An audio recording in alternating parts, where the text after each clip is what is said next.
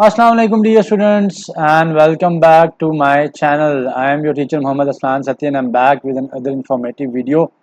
So आज की video में या आज के लेक्चर में हम लोग जो है रिवाइज करेंगे जो फिज़िक्स का बेसिक्स हैं कंप्लीट जो कि फास्ट के अंदर कॉम सेट्स के अंदर बैरिया एयर कास्ट DH सुफा के अंदर केस के अंदर और रिफा इंटरनेशनल और जो बाकी यूनिवर्सिटीज़ आपको इंजीनियरिंग के या CS के प्रोग्राम्स ऑफ़र करती हैं including different engineering programs as well as different जो कंप्यूटिंग प्रोग्राम है जिसमें आपका CS है SE है AI है डाटा साइंसेज है उन सब से रेलिवेंट जो है वो फिज़िक्स के जो क्वेश्चंस बनते हैं इवन नस्ट से जो फिजिक्स के रेलिवेंट क्वेश्चंस बनते हैं जिन टॉपिक्स में से बनते हैं उन सारे के सारे टॉपिक्स का ओवरव्यू है उनके कॉन्सेप्ट्स को मैंने भी रिवाइज करवाया है along with all the important formula जो कि आते हैं। सो आज का लेक्चर ज़रा डिफरेंट है। MCQs इसमें मैं सॉल्व नहीं कराऊंगा, रादर देन मैं फिजिक्स के बेसिक कॉन्सेप्ट्स को रिवाइज करवाऊंगा। 40 to 50 मिनट्स का शायद ये लेक्चर है, लेकिन अगर आप इसको ले लोगे तो आपकी फ़िज़िक्स की जितनी भी जो क्वेरीज हैं इंशाल्लाह जो बेसिक्स हैं वो आपकी रिवाइज हो जाएंगी। So without any delay let's start today's lecture, but उससे पहले काइंडली मेरे चैनल को सब्सक्राइब कर दो। पहली चीज है ना जो कि अक्सर पेपर के अंदर पूछी जाती है वो होती है आपके पास यूनिट्स होते हैं। ठीक है, बेसिक यूनिट्स आप लोगों ने देख लेने हैं। बेस यूनिट्स कौन से हैं, डिराइव्ड यूनिट्स कौन से हैं, ये आपको पता होना चाहिए। ठीक है, सो बेस और डिराइव्ड यूनिट्स का जो है ना आपको पता होना चाहिए। So base units we all know that base units वो यूनिट्स हैं जो कि बाकियों से डिराइव नहीं हुए हुए, जिसमें length mass time temperature intensity of light amount of substance है। ऐसी चीजें हैं तो वो बेस क्वांटिटीज हैं, और डिराइव्ड क्वांटिटीज वो हैं जो कि मिलके बेस क्वांटिटी से बनती हैं। इसका कॉन्सेप्ट होना चाहिए। फिर समटाइम्स कोई आपको क्वांटिटी दे देता है वो, और क्वांटिटी दे के वो पूछ रहा होता है ऐसी यूनिवर्सिटीज में कि वो वेक्टर है या वो स्केलर है। तो ये कॉन्सेप्ट जो है ना ये आपको पता होना चाहिए। वेक्टर्स का या स्केलर का कॉन्सेप्ट पता होना चाहिए। जैसे फॉर एग्जांपल अगर मैं बात करूँ डिस्प्लेसमेंट का पूरे, तो डिस्प्लेसमेंट जो है वो एक वेक्टर क्वांटिटी है। ठीक है, जो आपका वेलोसिटी है वो एक वेक्टर क्वांटिटी है। ठीक है, मास जो है वो जो है एक स्केलर क्वांटिटी है। तो इस तरीके के कॉन्सेप्ट जो है वो आपसे जो है वो यूनिट से रिलेटेड या रेलिवेंट जो है वो पूछे जाते हैं। अच्छा, फिर जो एक बहुत ही ज़्यादा इंपॉर्टेंट चीज़ है जो कि इस तरह के टेस्ट के अंदर मैंने देखी है वो ये होती है कि आपसे आपसे जो है ना पूछा जाता है यूनिवर्सिटी के इन टेस्ट के अंदर आपसे पूछा जाती हैं डायमेंशंस। ठीक है, सो डायमेंशंस का जो कॉन्सेप्ट है वो बहुत ज़्यादा होता है वो, और आपके पास डीप डाउन जो है वो डायमेंशंस का कॉन्सेप्ट जो है वो पेपर के अंदर जो है वो पूछा जाता है। अच्छा, तीन बेसिक डायमेंशन याद रखनी है, मैथ की, लेंथ की और टाइम की। ठीक है, ये तीन डायमेंशन आपने याद रखनी है। मैथ की M है, लेंथ की L है और टाइम की T है। सो ये बेसिक डायमेंशन जो है ये आपने याद रखनी है। ठीक है, ऊपर मैंने बता दिया यूनिट्स पूछ सकता है, स्केलर वेक्टर क्वांटिटीज पूछ सकता है, डायमेंशन पूछी होती है। उसके अलावा एक डायमेंशन लाजमी याद रखना कि फोर्स की डायमेंशन क्या है। फोर्स की डायमेंशन जो है डैट इज MLT-2। वो कैसे है उसकी डेरिवेशन की डिटेल में मैं नहीं जा रहा, ताकि लेक्चर जो है वो कंटेन्ड रहे यहाँ पे।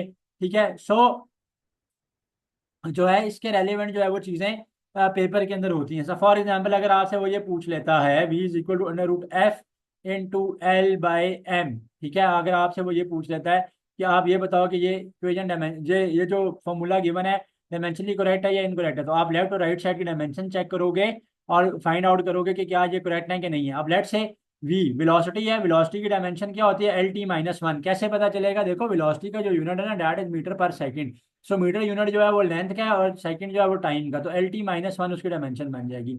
अंडर रूट में आप आ जाओगे फोर्स की डायमेंशन मैंने बताया याद रखो MLT-2 होती है। कैसे होती है, M A से आई हुई है, M मैस है, डायमेंशन M होगी, एक्सेलरेशन का यूनिट मीटर पर सेकंड स्क्वायर होता है। सो मीटर लेंथ का है, टाइम का जो है वो T है। सो T-2 जो है ये डायमेंशन जो है वो इसके साथ जो है वो आपके पास आ जाती है। ठीक है, सो दिस इज हाउ के डायमेंशन जो है वो आपके पास आपने फोर्स की याद रखनी है।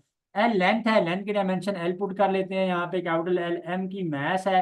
अच्छा, मैं अब इसको क्या करता हूँ, कैंसिल करता हूँ। लेट से क्या हो रहा है, M के साथ कैंसिल हो गया, L इंटू एल, L का स्केयर हो गया।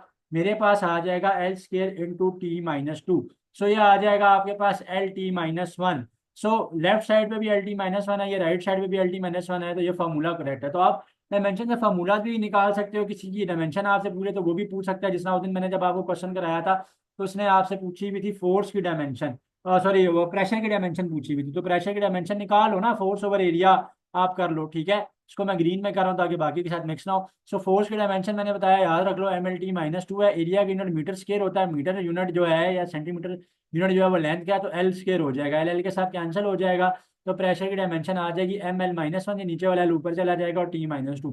सो इस तरह जो डायमेंशन आती हैं, इसलिए मैंने ओवरव्यू दे दिया आपको डायमेंशन का। बाकी स्केलर वेक्टर्स का मेरा ख्याल है कॉन्सेप्ट आपको क्लियर है कि स्केलर्स क्या होते हैं, कि जो which are only represented by their magnitude, और वेक्टर्स वो होते हैं कि जिनको मैग्नीट्यूड के साथ डायरेक्शन की भी जरूरत होती है। सो रिजल्टेंट वेक्टर क्या होता है, ऐसी चीजें पूछ सकते हैं। रिजल्टेंट वेक्टर क्या है, दो वेक्टर्स को जब आप ऐड या सब्ट्रैक्ट करते हो तो जो रिजल्ट आता है, ठीक है, या जो भी कोई ऑपरेशन आप वेक्टर्स के ऊपर करते हो तो जो उनका रिजल्ट आता है वो आपके पास जो है कहलाता है रिजल्टेंट ऑफ द वेक्टर कहलाता है। डॉट प्रोडक्ट कैसे लेनी है दो वेक्टर्स की, और क्रॉस प्रोडक्ट लेनी है कैसे, ये आपको आना चाहिए, ठीक है। डॉट प्रोडक्ट के लिए आप क्या करते हो, आई को आई के साथ मल्टीप्लाई कराते हो, जे को जे के साथ कराते हो, और के को के साथ डॉट प्रोडक्ट में मल्टीप्लाई कराते हो। और I dot I, J dot J, के डॉट के, ये जो है डॉट प्रोडक्ट के अंदर वन होता है। इस डॉट प्रोडक्ट को स्केलर प्रोडक्ट भी कहते हैं। इसको स्केलर प्रोडक्ट इसलिए कहते हैं क्योंकि जो रिजल्टेंट आता है वो is in the form of a scalar. For example, मैं अपने पास एक एग्जाम्पल लेता हूँ कि 2i+3j+4 मेरे पास एक वेक्टर है, और एक वेक्टर है मेरे पास -i-3j +7 के। तो मेरे से वो इसका अगर डॉट प्रोडक्ट मैं निकालूंगा तो बड़ा ही सिंपल सी बात है कि आई को आई के साथ मैं करूंगा, जे को जे के साथ करूंगा, और के को मैंने के के साथ सिंपली जो है वो मल्टीप्लाई जो है वो करना है। ठीक है। सो बड़ा ही सिंपल सा ये है कि आप आई को आई के साथ करोगे, ठीक है, आई को आई के साथ करोगे। सो आई इंटू आई तो वन है, इसलिए मैं उनको लिखता ही नहीं होता। शॉर्टकट ये है कि प्लस माइनस माइनस हो जाएगा, -2 आ जाएगा। जे डॉट जे के साथ करना है, प्लस माइनस माइनस हो जाएगा, 3 3 9 हो जाएगा। जे डॉट जे वन है, मैं नहीं लिख रहा, ठीक है। के डॉट के अगेन वन है, 4 7 प्लस है दोनों, तो +28 आएगा। सो बच्चों होगा क्या, 28 -11 हो जाएगा आपके पास, और आपके पास जो है वो आंसर आ जाएगा 8 यहाँ से गए और 3 रिमेनिंग आपके पास चले जाएंगे, तो you will be left with +17। So that this is how you calculate the dot product of the vectors. Dot product के अंदर आंसर जो है एक स्केलर की फॉर्म में आया है, इसीलिए इसको स्केलर वेक्टर भी कहते हैं। अच्छा, समटाइम्स वेक्टर्स से रिलेटेड एंगल निकालना पूछा होता है, तो उसमें भी आप डॉट प्रोडक्ट को यूज कर सकते हो, ठीक है। दो वेक्टर्स का डॉट प्रोडक्ट किसके बराबर होता है, पहला का मैग्नीट्यूड इंटू दूसरे का magnitude into cos of angle between them. So अगर एंगल निकालना हो तो आप यूं निकाल सकते हो कि वेक्टर्स का डॉट प्रोडक्ट, ठीक है, जिसने यहाँ पे इसका डॉट प्रोडक्ट 17 आया था, वो ऊपर डिवाइडेड बाय इंडिविजुअल वेक्टर के मैग्नीट्यूड से आपने डिवाइड करना है, ठीक है। और कॉज इनवर्स ले लेना है उसका, आपके पास एंगल आ जाएगा। मैग्नीट्यूड वेक्टर का कैसे निकालते हैं, चलो बता देता हूँ। ये जो वेक्टर मैंने किया था 2i+3j+4 के, ठीक है, ये जो वेक्टर मैंने लिया था जो कि था 2i+3j+4 के। सो इसका मैग्नीट्यूड कैसे निकालोगे, so magnitude will be represented like this. Magnitude निकालने के लिए आप वेक्टर को क्या करोगे, उसके आई कंपोनेंट का स्केयर प्लस उसके जे कंपोनेंट का स्केयर प्लस उसके के कंपोनेंट का स्केयर करके होल अंडर रूट कर लोगे सम करने के बाद। सो 2 का square 4, 4 + 9, 9 + 16। So you will be left with √29 आ जाएगा आपके पास, ठीक है। So magnitude of vector A जो है वो √29 आ रहा है। तो इस तरह से आप जो ना वेक्टर्स का मैग्नीट्यूड निकालते हो। डॉट प्रोडक्ट भी मैंने आप लोगों को रिवाइज करवा दिया, अगेन बता रहा हूँ, ठीक है। बैरिया, एयर, सुफा, जैसे जो इस तरह इस लेवल की जो जितनी भी यूनिवर्सिटीज हैं, इवन एनटीएस का भी जो टेस्ट होता है, कॉम सेट्स का जो टेस्ट होता है, उसके अंदर जो फिजिक्स का एलिमेंट चीजें हैं, ये सारी की सारी वो हैं, ठीक है। और ये सारी की सारी चीजें यूनिवर्सिटीज के अंदर कॉमन है। अच्छा, एंगल निकालना भी बता दिया, मैग्नीट्यूड लेना भी निकाल दिया, डॉट प्रोडक्ट भी निकाल दिया। यूनिट वेक्टर क्या होता है, अगर वेक्टर को बेटे उसके मैग्नीट्यूड से आप डिवाइड कर लोगे तो आपके पास वेक्टर का यूनिट वेक्टर आ जाता है, ठीक है। सो वेक्टर को उसके मैग्नीट्यूड से डिवाइड कर लूँ। फॉर एग्जांपल अगर मैं इसी की बात करूँ तो 2i+3j+4 के था मेरे पास, और इसका मैग्नीट्यूड आया मेरे पास √29। जब √29 आया ये मेरे पास, तो इसको मैं इससे डिवाइड कर दिया, ये इसका यूनिट वेक्टर बन जाएगा, which can also be written as 2/√29 I hat plus 3/√29 J hat, ठीक है, प्लस, ठीक है। सो 4/√29 की है, तो it can also be written like this, ठीक है। So this is how you calculate the unit vector. Now the question arises कि how will you find out the cross product of the vectors. So cross product निकालने के लिए vectors का मैं नहीं vectors को ले लेता हूँ, ठीक है। 2i+3j+4 के था, ठीक है। क्रॉस प्रोडक्ट निकालने जा रहा हूँ, रेड में करता हूँ मैं इसको। सो पहला वेक्टर था ए मेरे पास 2i सॉरी सॉरी 2i+3j+4 के मैंने लिया हुआ है। सेकंड वेक्टर बी जो है वो मैंने लिया हुआ था, वो मैंने क्या लिया था, वो था, मैंने लिया -i -3 + 7। So that was -i -3j +7 की है मेरे पास वो, ठीक है। सो अब होगा क्या, अच्छा एक बात बड़ी इंपॉर्टेंट है जो कि याद रखने वाली है, वो ये है कि जब भी आप क्रॉस प्रोडक्ट लोगे ना बच्चों वेक्टर्स का, सो जहाँ पे स्टूडेंट्स आप क्रॉस प्रोडक्ट ले रहे हो वेक्टर्स का, तो एक बात आपने वहां पे ये याद रखनी है कि क्रॉस प्रोडक्ट लेते हुए आपने ऑर्डर का ध्यान रखना है, क्योंकि क्रॉस प्रोडक्ट के अंदर वेक्टर्स के अंदर ए क्रॉस बी जो है वो बी क्रॉस ए के इक्विवेलेंट नहीं होता, बल्कि -b क्रॉस ए के इक्विवेलेंट होता है। उसकी रीजन ये है, उसकी रीजन क्या है, उसकी रीजन ये है कि क्रॉस प्रोडक्ट का आंसर जो है वो वेक्टर की फॉर्म में आता है। ये वजह है कि आप इसको वेक्टर प्रोडक्ट भी कहते हो, तो इस सारे को आप वेक्टर प्रोडक्ट भी कहते हो, ठीक है। तो cross product vector is also known as vector product, क्योंकि the resultant is in the form, the result is in the form of a vector quantity. So vectors के अंदर डायरेक्शन मैटर करती है, ठीक है। सो जहाँ पे फिर माइनस आता होता है, सो ऑर्डर मैटर करता है। जैसा फॉर एग्जांपल अगर आप टॉर निकाल रहे हो ना, तो टॉर जो है वो क्रॉस प्रोडक्ट आता है दो वेक्टर्स का, यानी मूवमेंट आर्म का इनटू एफ। तो पहले आपने मूवमेंट आर्म रखना है, फिर आपने फोर्स रखनी है। तो while taking the cross product of the vectors, ये बात बड़ी इंपॉर्टेंट है इन सारी यूनिवर्सिटीज की जो रेलिवेंट फिजिक्स है, इससे कि आप जो है, आप जो है वो ऑर्डर का ध्यान रखोगे। अगर ए क्रॉस बी निकालो तो पहले ए रखोगे, फिर अगर बी क्रॉस ए निकालो तो पहले आप बी को लोगे। अच्छा, so coming back to the question, cross word लेने का तरीकाकार क्या है कि you will make a determinant, ठीक है। यहाँ पे 3 है, आई जे के हैं, तो मैं 3/3 का एक डिटर्मिनेंट ले लूंगा, आई जे और के ऊपर आ जाएगा। अब ए क्रॉस बी निकालो तो पहले ए वेक्टर के कंपोनेंट्स को मैं लूंगा, 2 3 और 4 आ जाएगा। अब बी है तो बी के साथ आई के साथ माइनस का साइन है सिंपल, तो उसका मतलब वो -1 है, -3 + 7 आ जाएगा। अब सिंपली जैसे आप 3/3 का डिटर्मिनेंट ओपन करते हो ना, आप इसको ओपन कर लोगे। सो 3/3 का डिटर्मिनेंट ओपन करने के लिए अगर मैं फर्स्ट रो पहले फर्स्ट कॉलम को छोड़ूंगा, सो ये बनेगा आई, मैंने फर्स्ट रो फर्स्ट कॉलम को छोड़ दिया, 3 - 3 4 और 7 आ जाएगा ये आपके पास। अब रूल है डिटर्मिनेंट को ओपन करने का, अगर पहले टर्म आप प्लस के साथ लेते हो, फिर आप ऑड नंबर पे जो पड़े होते हैं उनको माइनस के साथ लेते हो, तो फिर आप इसको माइनस के साथ लोगे, तो बाहर जे पड़ा हुआ है -j आ जाएगा। जब आप सेकंड पे आओगे तो अगेन चूंकि फर्स्ट रो और फर्स्ट कॉलम को इसको आप छोड़ दोगे, and you will be left with 2 -1 4 and 7। फिर अगला नेक्स्ट प्लस के साथ आएगा, सो ये प्लस के आ जाएगा आपके पास, ठीक है। अब आप क्या करोगे, अगेन फर्स्ट रो और थर्ड कॉलम को छोड़ दोगे और इस सारे को उठा लोगे आप। जब आप इस सारे को उठाओगे तो you will be left with 2 -1 3 and -3 आ जाएगा आपके पास, 3 एंड माइनस सॉरी -1 एंड -3 आ जाएगा आपके पास, ठीक है। So this was 2 3 -1 and -3।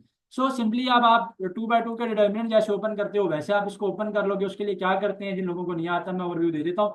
ये दोनों क्रॉस मल्टीप्लाई होंगे, ये दोनों भी होंगे, लेकिन बीच में माइनस का साइन आएगा। सो आई बी लेफ्ट विद आई 3 7 21, बीच में माइनस आएगा, ठीक है। और 3 into -4 -3 into +4, plus minus is minus, -12 आएगा। सो माइनस माइनस +12 हो गया, सो -j आएगा। 2 × 7 इज 14, माइनस बीच में आएगा, -1 इंटू +4 इज -4, माइनस माइनस +4 हो जाएगा।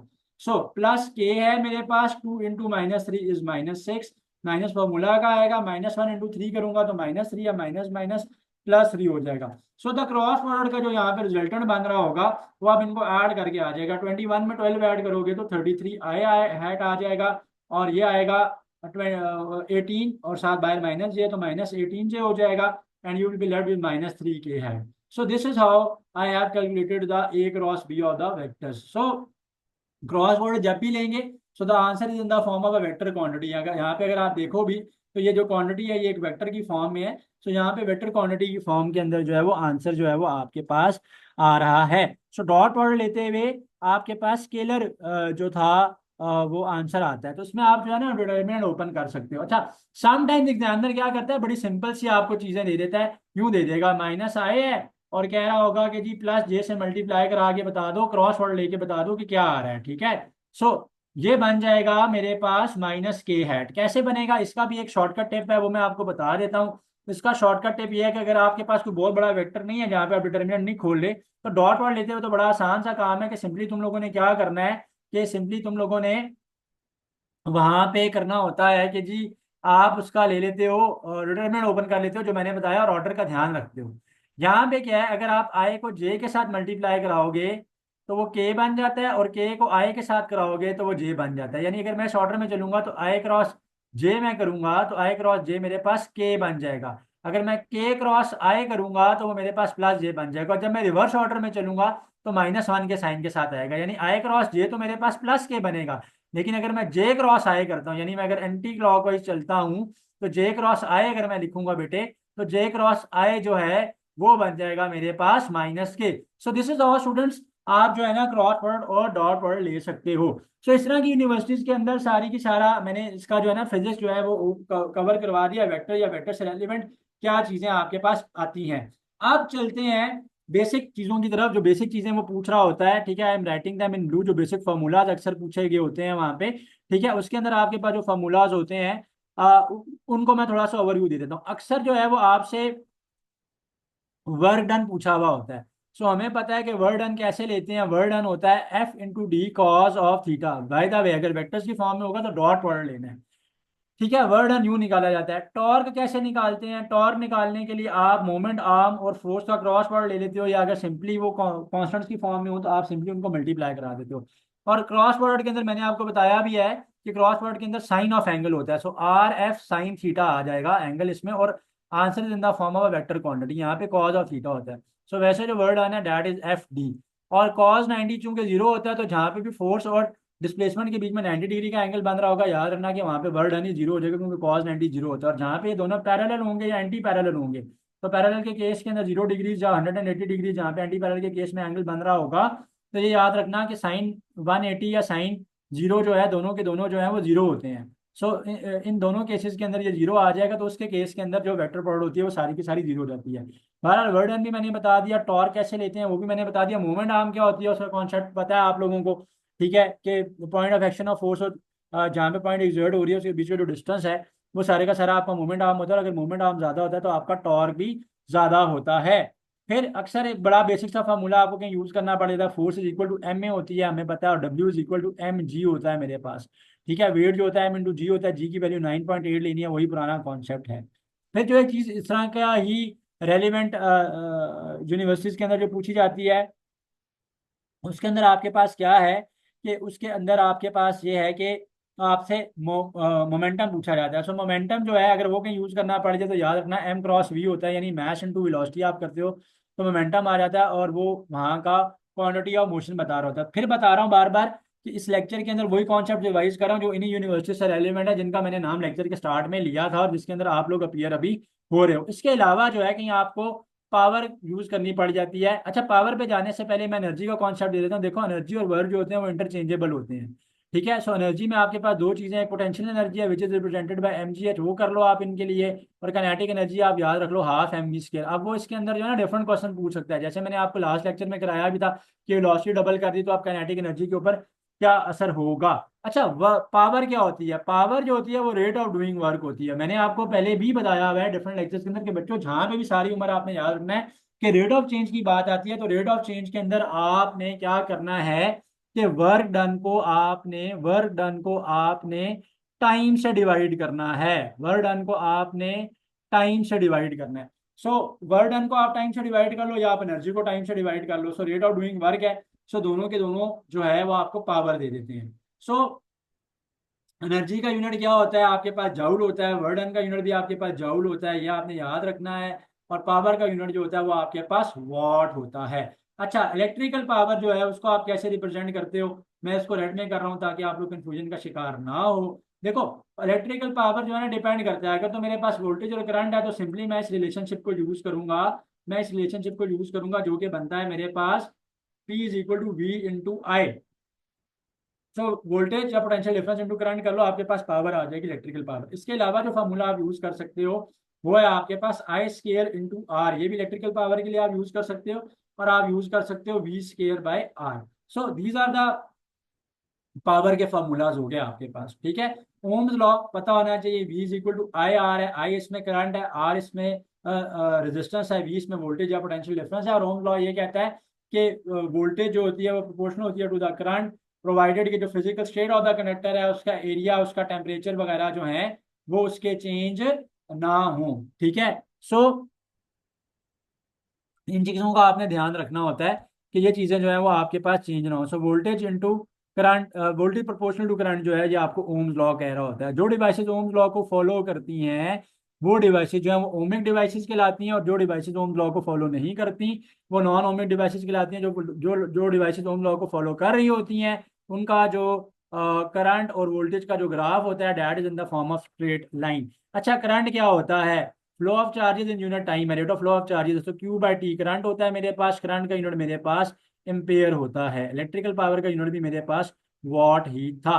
इसके अलावा जो रेलिवेंट फार्मूलाज बनते हैं, अगेन बैरिया, एयर, आपका सोफा, आपका कॉमसेट्स, ठीक है, ऐसी जितनी भी यूनिवर्सिटी में जहाँ पे ये बेसिक कॉन्सेप्ट्स हैं फिजिक्स के। अच्छा, वैसे तो ये बाकी यूनिवर्सिटीज में भी इसी तरीके की चीज़ें आपकी होती हैं, लेकिन यहाँ पे मैं इसलिए बार बार इनका नाम ले रहा हूँ क्योंकि ये बहुत ज़्यादा डीप डाउन या रिगरस कॉन्सेप्ट में नहीं जाता, जैसे हमारा ई कैट के अंदर या नास्ट के अंदर या एनईडी वगैरह के अंदर जो है वो जाया जाता है, या जो जीआईके के अंदर जो है फिजिक्स वगैरह आपके पास होती है। बहरहाल ये उनके लिए भी है, लेकिन ये उनके हवाले से आपको सिर्फ बेसिक्स का जो है वो को जो है वो आपका रिवाइज करवाएगा ये लेक्चर। अच्छा, फिर आपको आपको पता होना चाहिए कि कूलम्स लॉ क्या कहता था। कूलम्स लॉ आपको ये कहता था कि K Q1 Q2 by R square या डी स्केयर जो होता है। कूलम्स लॉ बेसिकली बता रहा होता है कि दो अगर इलेक्ट्रोस्टैटिक चार्जेस पड़े हुए हो तो उनके बीच की फोर्स जो है वो कितनी होती है। और इसमें जो के कांस्टेंट होता है दैट इज 1/4/ε0 होता है, और इसकी वैल्यू 9 × 10⁹ होती है, और 9 न्यूटन मीटर स्केयर पर कूलम इनवर्स स्केयर जो है वो इसका यूनिट होता है। सो एप्सिलॉन नॉट की वैल्यू जो है वो 8.85, ये एब्सोल्यूट परमिटिविटी 8.85 10⁻12 होती है, और इसके ऑपोजिट यूनिट्स की होती है। ठीक है, ये बात याद रख लेना। अच्छा, वापस आते हैं न्यूटन के लॉज की तरफ। न्यूटन का पहला लॉ आपको क्या कहता है? न्यूटन के लॉज का मैं ओवरव्यू दे देता हूँ आप लोगों को इसके लिए। ठीक है, सो न्यूटन के लॉज आपको क्या कहते थे? न्यूटन के लॉज आपको कहते हैं कि फर्स्ट लॉ ये कहता है कि जब तक आप किसी बॉडी के ऊपर फोर्स नहीं लगाते हो वो अपनी पोजीशन को चेंज नहीं करती है। ठीक है, अपनी स्टेट ऑफ मोशन को चेंज नहीं करती है। अगर एक बुक एक टेबल पे पड़ी है, अनलेस अनटिल इस पर कोई फोर्स नहीं अप्लाई होगी तो बुक मूव नहीं करेगी। अगर एक एक एक बॉडी मूव कर रही है, अनलेस अनटिल आप उस पर कोई अपोजिंग फोर्स लगा के उसको रोकोगे नहीं तो वो बॉडी रुकेगी नहीं। So that was the Newton का फर्स्ट लॉ। न्यूटन का सेकंड लॉ ये कहता है कि जब आप एक बॉडी पे फोर्स लगाते हो तो बॉडी के जिस डायरेक्शन में फोर्स लग रही होती है बॉडी उसी डायरेक्शन में एक्सेलरेट करती है, और वहां पे relationship F is equal to M A बनता है। एम मैस है, एक्सेलरेशन। और न्यूटन का थर्ड लॉ आपको ये कहता है कि every action has a reaction which is equal in magnitude but opposite in direction. But एक बात ये याद रखनी है कि एक्शन और रिएक्शन दोनों के दोनों, एक्शन भी और रिएक्शन भी, दोनों के दोनों जो है, दोनों के दोनों जो हैं वो ऑपोजिट बॉडीज के ऊपर लगते हैं, सेम बॉडीज के ऊपर नहीं लगते हैं। ऑपोजिट बॉडीज के ऊपर एक्शन और रिएक्शन जो है वो आपका असरअंदाज हो रहा होता है या अप्लाई हो रहा होता है। फॉर एग्जाम्पल, अगर एक बुलेट फायर होती है एक गन से तो आपका एक्शन जो होता है वो बुलेट के ऊपर है, रिएक्शन जो है वो आपका गन के ऊपर है। ठीक है, ना सिर्फ ये कि उनकी डायरेक्शन ऑपोजिट होती है बल्कि दो डिफरेंट बॉडीज के ऊपर एक्शन और रिएक्शन अप्लाई हो रहा होता है। सो न्यूटन के जो लॉस वो भी मैंने आपको बता दिए, जो कि ओवरव्यू मैंने उनका दे दिया। लेकिन एक बात याद रखना कि एक्शन और reaction is always acting upon different bodies. बहुत से बच्चों को इस चीज में कंफ्यूजन होती है। तो एक्शन और रिएक्शन जो है बच्चों वो डिफरेंट बॉडीज के ऊपर ऐड कर रहा होता है, सेम बॉडीज के ऊपर ऐड नहीं करता। मैंने बुलेट और गन की आपको एग्जांपल दे दी, इस तरह से आपके पास बहुत सारी एग्जांपल्स हैं, मौजूद हैं। ठीक है जी। अच्छा, फिर इसके बाद जो है जो चीजें पूछी जा सकती हैं, वैसे तो मुझे मोमेंटम के साथ ही बताना चाहिए था, लेकिन चलो मैं यहाँ पे ही बता देता हूँ। Law of conservation of momentum है, उसकी स्टेटमेंट जो है वो आपको पता होना चाहिए। Law of conservation of momentum कहता है कि टोटल मोमेंटम रिमेन्स कंजर्व। ठीक है, total momentum remains conserve. So the total momentum that it remains conserve. So total momentum जो है वो कंजर्व रहता है। कंजर्व रहने का मतलब है कि वो जो है उसकी वैल्यू सेम रहती है, चेंज होती है। यानी in other words total momentum before collision and after collision will remain same. ठीक है, विल रिमेन सेम। सो अगर एक बॉडी है जिसका मोमेंटम पहले था m1v1 और बाद में उसका मोमेंटम है m2v2, सो टोटल मोमेंटम जो है वो उसका सेम रहेगा। ठीक है, सो या समा मोमेंटम भी हो सकता है कि टोटल मोमेंटम था उसका m1v1 प्लस m2v2, वो बाद में m1v1 dash plus m2v2 dash जो है वो बराबर रहेगा। अच्छा, फिर एक और बात जो आप लोगों ने याद रखनी है वो प्रेशर की याद रखनी है। प्रेशर जो है बच्चों, प्रेशर जो है वो आप किसको कहते हो? प्रेशर जब आप किसी बॉडी के ऊपर फोर्स लग रही है पर यूनिट एरिया, वो जो है आपके पास प्रेशर कहलाता है। So pressure is what? Pressure is force per unit area. Force का यूनिट न्यूटन है, एरिया का यूनिट मीटर स्क्वायर है, so newton per metre square जो है वो इसका यूनिट है। Pressure is also known as stress. ठीक है, प्रेशर को आप स्ट्रेस भी कहते हो। सो स्ट्रेस क्या है? स्ट्रेस ये चीज है कि आपके पास यही चीज जो है वो स्ट्रेस है। स्ट्रेस भी फोर्स ओवर एरिया ही होती है, प्रेशर ही होता है। अच्छा, स्ट्रेन क्या चीज है? स्ट्रेन ये चीज है, अब तो देखो तीन तरह के स्ट्रेन हो सकते हैं, लेंथ में भी चेंज हो सकता है, वॉल्यूम में भी चेंज हो सकता है, और उसकी शेप में भी चेंज हो सकता है। सो स्ट्रेन ये कहता है चेंज इन लेंथ। अगर मैं टेंसाइल स्ट्रेन की बात करता हूँ, change in length divided by original length, divided by original length कहता है आपको ये। So divided by original length आपके पास आ रहा होता है। So change in length divided by original length, तो ये आपके पास स्ट्रेन होता है, जिसमें सिर्फ आप लेंथ की बात कर रहे होते हो। ऐसे स्ट्रेन को आप टेंसाइल स्ट्रेन कहते हो, टेंसाइल स्ट्रेन कहते हो। सो टेंसाइल स्ट्रेन क्या चीज़ है बच्चों? That is change in length, यानी change delta L divided by L naught, यानी आपकी जो ओरिजिनल लेंथ है एल नॉट से मैं लेट से उसको रिप्रेजेंट कर रहा हूँ। और अगर मैं वॉल्यूमेट्रिक स्ट्रेन की बात करता हूँ, सो अगर मैं वॉल्यूमेट्रिक स्ट्रेन की बात करता हूँ, सो वॉल्यूमेट्रिक स्ट्रेन की अगर बात करेंगे, सो वॉल्यूमेट्रिक स्ट्रेन जो है वो change in volume divided by original volume we not आएगा।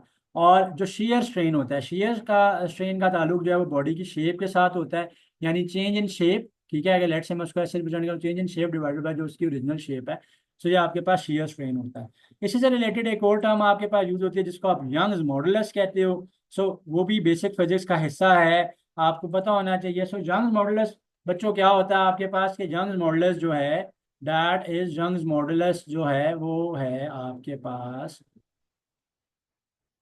Young's modulus is stress over strain की रेशो है, वो स्ट्रेस ओवर स्ट्रेन की रेशो है आपके पास यंग्स मॉडुलस। मैंने आपको बताया ऊपर कि फोर्स ओवर एरिया होता है स्ट्रेन। अगर लेट से मैं टेंसाइल स्ट्रेन की बात करता हूँ, that is change in length bye original length.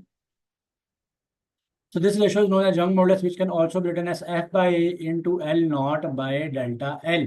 ठीक है, सो यंग मॉडुलस जो है वो आपको ये कहता है। अच्छा, फिर जो आपको पता होना चाहिए, बेसिक कॉन्सेप्ट पता होना चाहिए, वो आर्शिमिडीज प्रिंसिपल का पता होना चाहिए। ठीक है, और आपको जो है वो पास्कल्स लॉ का पता होना चाहिए, और प्रिंसिपल ऑफ फ्लोटेशन का कॉन्सेप्ट जो है वो आपको पता होना चाहिए। सो प्रिंसिपल ऑफ फ्लोटेशन का भी कॉन्सेप्ट आपको पता होना चाहिए। सो मैं अभी इनको आगे आपके पास एक्सप्लेन कर देता हूँ। सो थोड़ा सा नीचे मैं स्पेस क्रिएट कर लूँ। सो ये तीनों जो कॉन्सेप्ट्स हैं एक दूसरे से मिलते जुलते हैं, एक दूसरे से रिलेटेड हैं, लेकिन इसमें चूंकि पहले पास्कल्स लॉ है तो मैं पास्कल्स लॉ को एक्सप्लेन कर देता हूँ। सो पास्कल लॉ ये कहता है कि जब भी आप किसी फ्लूइड के ऊपर, ठीक है, फ्लूइड के अंदर गैसेस लिक्विड दोनों आ जाते हैं, एक प्रेशर एक्सर्ट करते हो, तो वो इक्वल डायरेक्शंस के अंदर जो है ना वो प्रेशर जो है वो उसके ऊपर एक्सर्ट होता है। और फिर आपके पास फॉर्मूला बनेगा। ठीक है, वो आपके पास क्या बनेगा कि अगर आपका प्रेशर इक्वल है, ठीक है, यानी पहले का प्रेशर P1 और बाद का प्रेशर P2 आपके पास इक्वल है, तो F1A1, ठीक है, इज इक्वल टू F2A2 जो है वो आपके पास बनेगा। सो पास्कल लॉ जो है वो आपको जो है वो ये चीज कहता है कि दोनों तरफ का आपका प्रेशर जो है वो इक्वल ही रहेगा।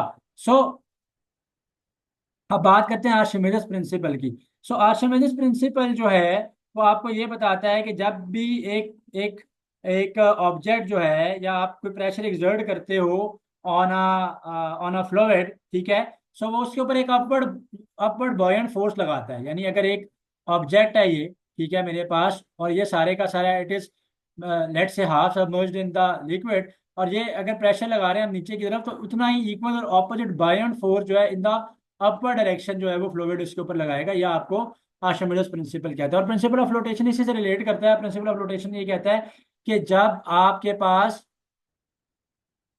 पास ये दोनों फोर्सेस इक्वल होती हैं तो ही बॉडी फ्लोट करती है। वरना अगर बॉडी का ये जो डाउनवर्ड फोर्स है जो कि उसके वेट की वजह से वो अगर ज्यादा हो जाए तो बॉडी सिंक कर जाती है, अगर बॉयंट फोर्स कम हो। तो जब आपकी डाउनवर्ड वेट और आपका अपवर्ड बॉयंट फोर्स इक्वल होगा तो ही एक बॉडी जो है वो फ्लोट करेगी। अच्छा जी, अब बात करते हैं हम लोग हीट के हवाले से कुछ चीजों से। ठीक है, अच्छा देखो, वैसे तो करंट के भी तीन इफेक्ट्स होते हैं, वो मुझे ऊपर बताने चाहिए थे।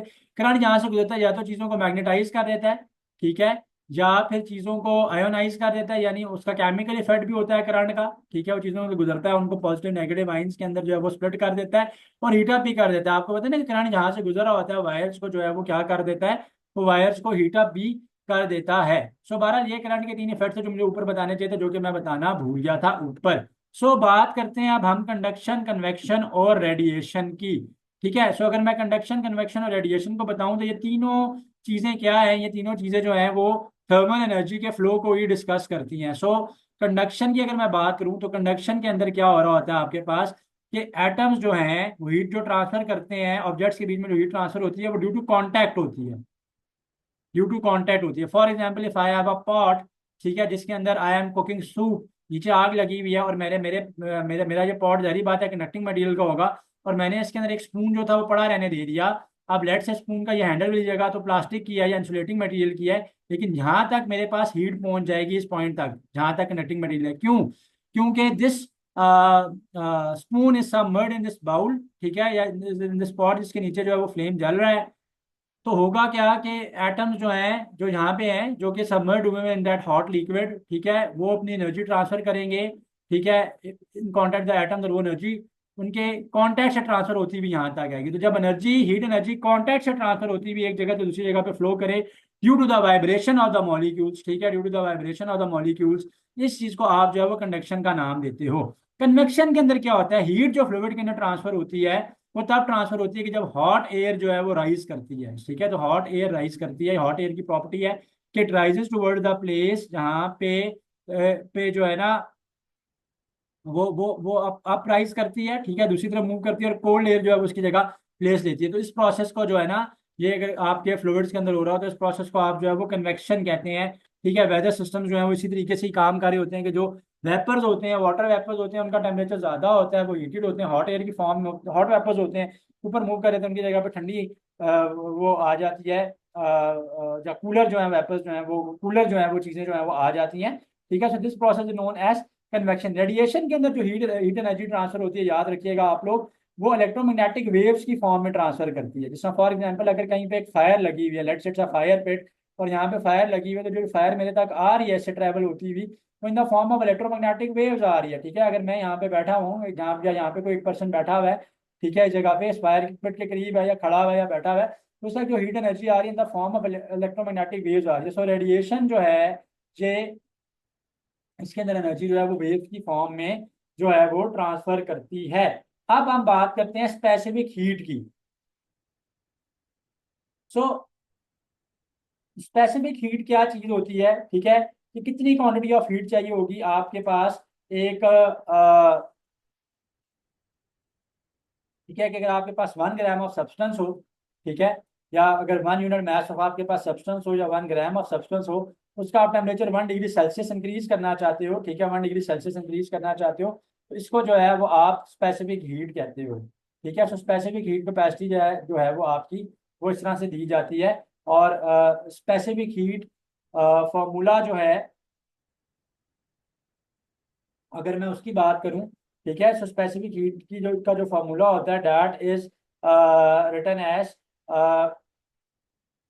जो इसकी इक्वेशन बनेगी, that is the amount of heat Q is equal to mass into delta T, ठीक है, यानी चेंज इन टेम्परेचर जो है वो आपके पास आ रहा होगा, और एम इसमें मास है, और एस जो है ना वो, हाँ, इसमें एस भी होना चाहिए, एम एस डेल्टा टी होना चाहिए। एस जो है वो हर बॉडी की स्पेसिफिक हीट होती है। देखो डिफरेंट मटेरियल की जो स्पेसिफिक हीट है, जाहिर सी बात है वो डिफरेंट होगी। सो ये सारी की सारी चीजें जो हीट ओरिएंटेड या हीट से रिलेटेड जो है ना, ये आपको इन यूनिवर्सिटीज के लिए फिजिक्स के सेक्शन के अंदर आनी चाहिए। अच्छा, फिर हम बात करते हैं alpha beta and gamma radiations.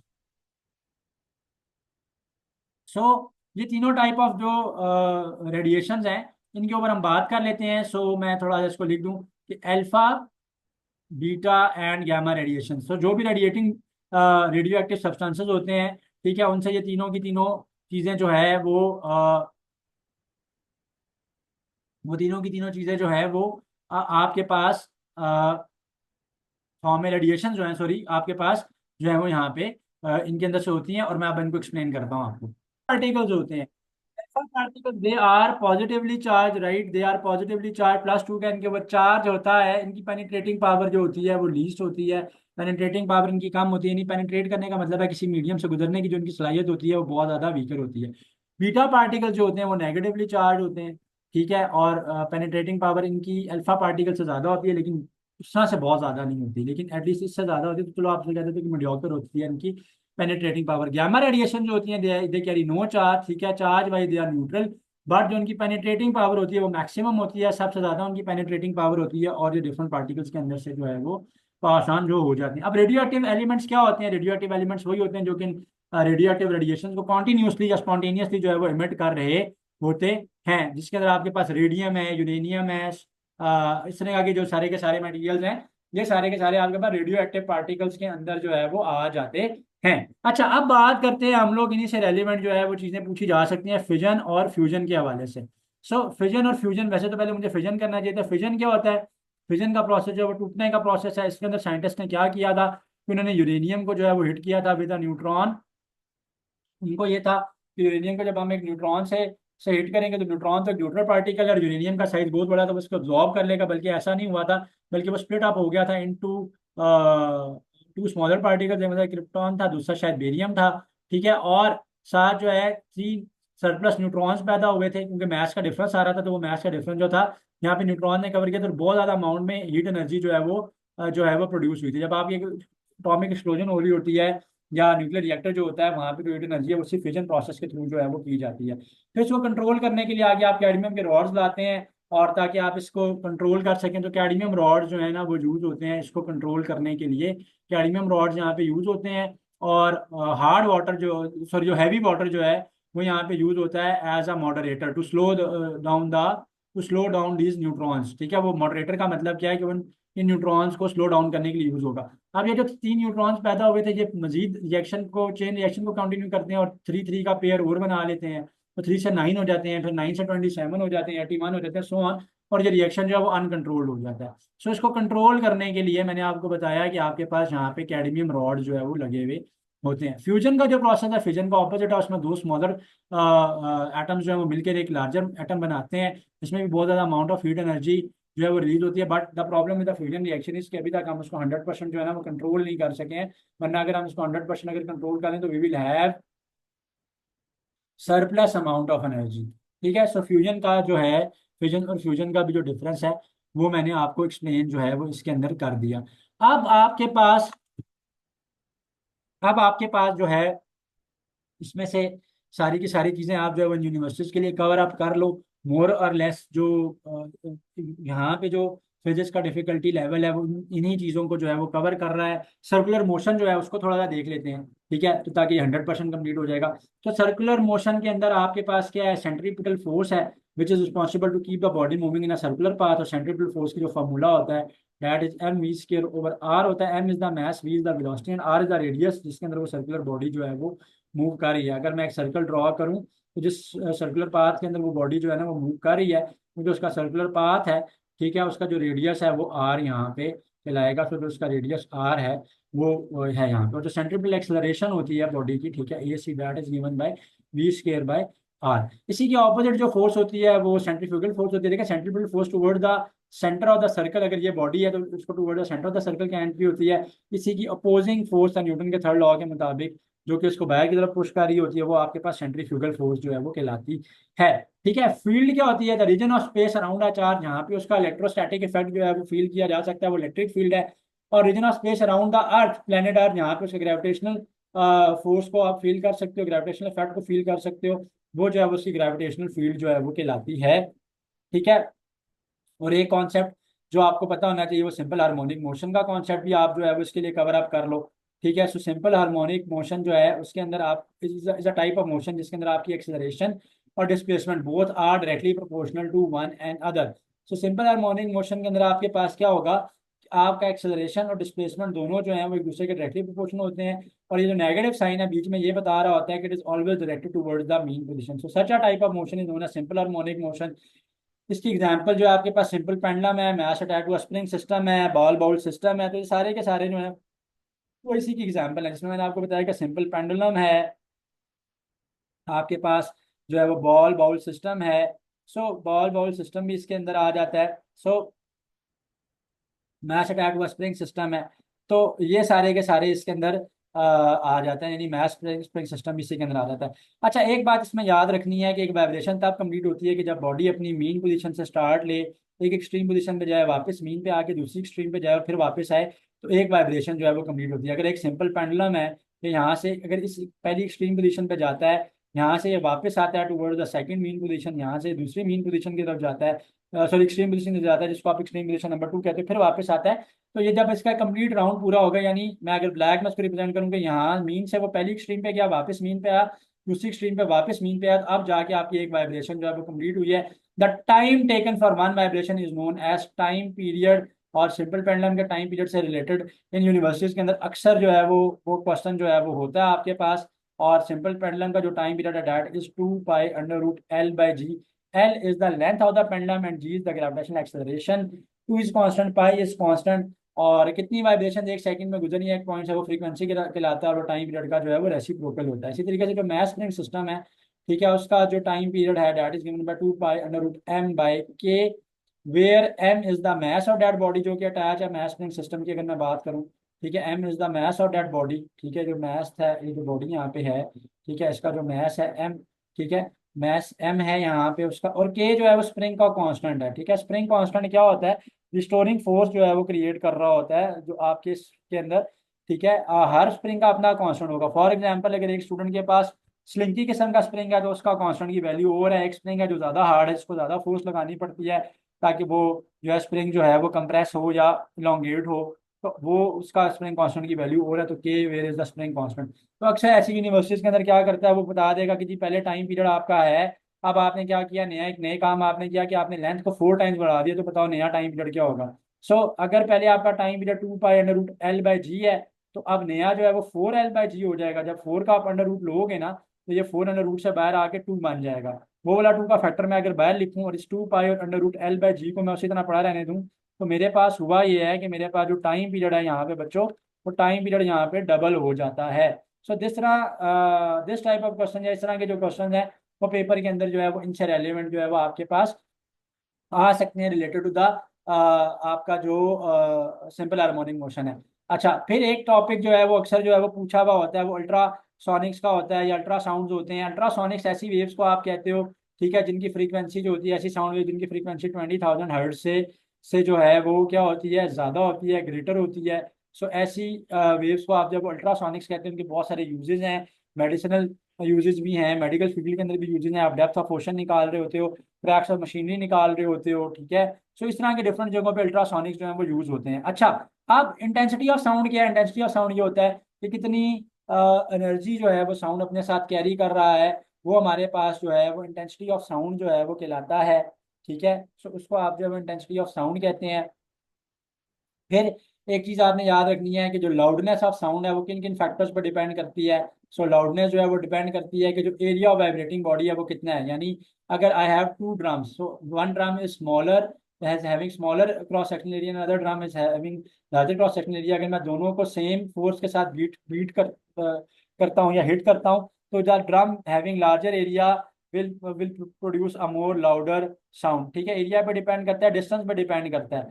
आप कितना दूर बैठे हुए हो सोर्स ऑफ साउंड से। Somebody sitting closer to the source of sound, उनके बीच का डिस्टेंस कम है, तो उसको लाउड साउंड जो है वो जो है जो है वो हर्ड होगा। उसके अलावा एम्पलीट्यूड ऑफ वाइब्रेटिंग बॉडी क्या है, अगर ग्रेटर एम्पलीट्यूड है तो भी आपकी लाउडनेस जो है वो ज्यादा होती है। अच्छा, पिच ऑफ साउंड क्या होता है?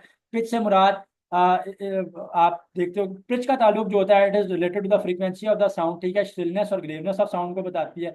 जिस साउंड की फ्रीक्वेंसी ज्यादा है उसको आप श्रिल साउंड कहते हो, जिसकी फ्रीक्वेंसी जो है वो लेस है उसको आप ग्रेव साउंड, या उर्दू में या हिंदी में आप जो है ना वो भारी आवाज जिसको आप कहते हैं, तो ये आपके पास जो है वो ग्रेव साउंड जो है वो कहलाएगा। पिच ऑफ साउंड भी जो है वो मैंने आपको यहाँ पे बता दिया। ये सारी की सारी चीजें जो हैं they were related to the chapter of sound. अब दो बातें कर लेते हैं, लेंसेज की बहुत ज्यादा डिटेल में नहीं जाते, उतनी डिटेल में जाते हैं जो कि इन्हीं यूनिवर्सिटीज के रेलेवेंट है।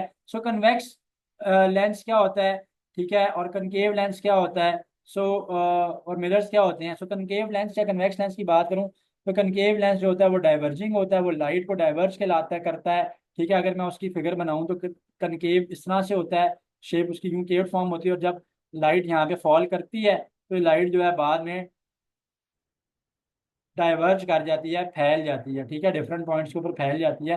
Concave lens is a diverging lens. अगर मैं कन्वेक्स लेंस की बात करूं तो कन्वर्जिंग लेंस होता है, और कन्वेक्स लेंस की शेप जो है वो इस तरह से होती है, ठीक है। ये लाइट को एक पॉइंट के ऊपर ला के कन्वर्ज करता है, लाइट को जो है वो एक पॉइंट के ऊपर ला के फोकस कर रहा होता है। This is known as converging lens, ठीक है जी। फिर दो बातें, जो lens formula that is 1/f is equal to 1/p plus 1/q। यहाँ पे f क्या है, focal length of the lens है, p क्या है, ऑब्जेक्ट का डिस्टेंस जहाँ ऑब्जेक्ट की हाइट है, और क्यू क्या है, इमेज का डिस्टेंस जहाँ इमेज की हाइट है, यानी कितनी दूर इमेज बन रहा है, और पी का मतलब है कितनी दूर जो आपका ऑब्जेक्ट पड़ा, और एफ जो है वो फोकल लेंथ है। अच्छा, पावर ऑफ लेंस जो है वो सोफा के टेस्ट के अंदर जो है वो पूछा हुआ था, बैरिया के टेस्ट के अंदर भी मैंने देखा है उसको। सो पावर ऑफ लेंस जो होता है that is the reciprocal of the focal length, ठीक है। जो फोकल लेंथ का रेसिप्रोकल है that is known as the power of a lens. कि जिन लोगों की आई साइड वीक होती है ना, +1 -1, तो ये बेसिकली वही पावर ऑफ लेंस जो है वो बता रहे होते हैं।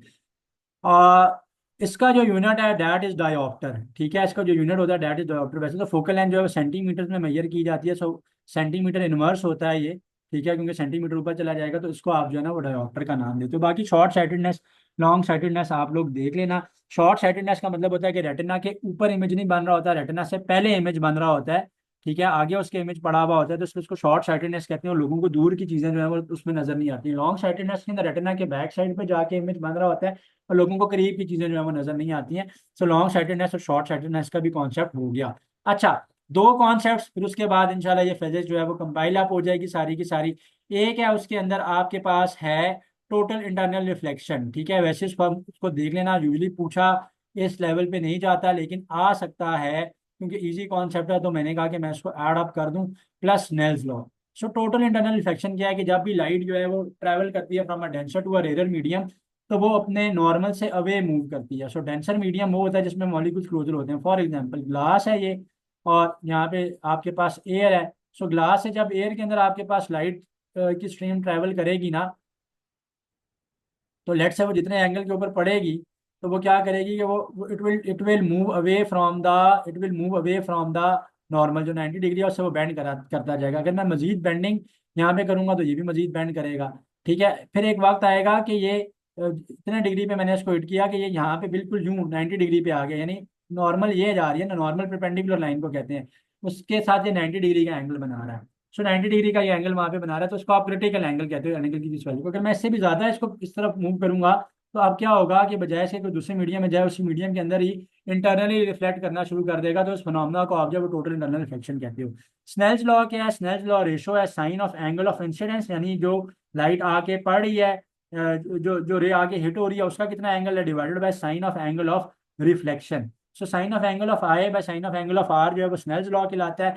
इसको आप speed of light in medium divided by speed of light in vacuum से भी रिप्रेजेंट करते हो। इसके अलावा आपको पता होना चाहिए कि speed of light in in vacuum कितनी है। So the value of speed of light in vacuum is 3 × 10⁸ metre per second. सो 3 × 10⁸ मीटर जो है वो पर सेकेंड जो है वो स्पीड ऑफ लाइट है। अच्छा, एक आपको पता होना चाहिए कि लाइट ईयर क्या होता है। लाइट ईयर बेसिकली डिस्टेंस का यूनिट है, और ये बता रहा होता है कि लाइट कितना डिस्टेंस ट्रैवल करती है इन वैक्यूम इन 1 ईयर, ठीक है। और इसकी जो वैल्यू होती है डैट इज 9 × 10⁻15 मीटर होती है। इसको आप जो है इस डिस्टेंस को जो है ना, जितना कितना डिस्टेंस लाइट ने जो है वो ट्रैवल किया है वैक्यूम के अंदर 1 ईयर में, ये आपके पास कहलाता है लाइट ईयर, और इसकी जो वैल्यू है वो 9 × 10⁻15 होती है, और ये डिस्टेंस का यूनिट है, ठीक है। ये बात आप जो है वो ये याद रखना। तो इससे रिलेटेड ये चीज़ें जो हैं वो पेपर के अंदर जो है वो होती हैं, या इस तरह की बातें जो है वो आपका सारे का सारा फिजिक्स का या उससे रिलेटेड जितनी भी सारी की सारी चीज़ें हैं उन सब को जो है ये कवर अप कर रहा है।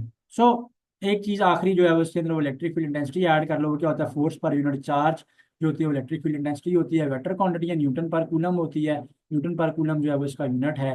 So this is all the related physics जो कि आपके इन रेलिवेंट यूनिवर्सिटी जिनका मैंने भी नाम लिया है आपके पास, उसमें बैरिया है, एयर है, कॉमसेट्स है, सुपा है, फास्ट है। फास्ट बहुत प्रोमिनेंट है। इसी तरह की फिजिक्स की रेलिवेंट चीज़ों उसके अंदर भी आती हैं। तो ये सारी की सारी चीज़ें जो हैं ये इसके अंदर हैं। फॉर्मूला लिस्ट जो है वो मैं इसकी आपके साथ अटैच कर लूँगा, और जो है यहाँ पे जो है ना इस लेक्चर को जो है वो मेरा ख्याल है कंपाइल करते हैं। Like, comment, and subscribe.